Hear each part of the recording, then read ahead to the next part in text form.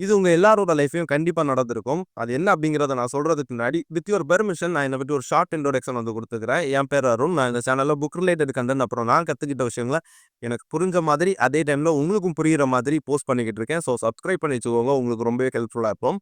இப்ப மேட்டர் என்ன அப்படின்னா, இப்ப நீங்க வேலை பார்க்குற ஒரு ஆஃபீஸ், இல்ல படிக்கிற ஸ்கூல், காலேஜ் எதுவா வேணா இருக்கலாம். அங்க உங்களுக்குன்னே ஒருத்தங்க வந்து இருப்பாங்க.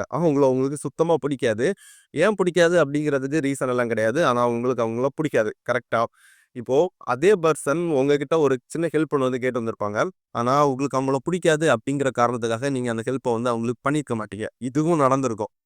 பட் இதுவரை எதுவும் பிரச்சனை கிடையாது. ஆனா ஏதோ ஒரு சிட்யூவேஷன்ல நீங்க அவங்க கிட்ட ஒரு சின்ன ஹெல்ப்ன்னு வந்து போய் நிப்பீங்க. அவங்களும் உங்களுக்கு ஹெல்ப் பண்ண மாட்டாங்க. ஏன்னா நீங்க அவங்களுக்கு ஹெல்ப் பண்ணல. அதனால அவங்களும் உங்களுக்கு ஹெல்ப் பண்ணல.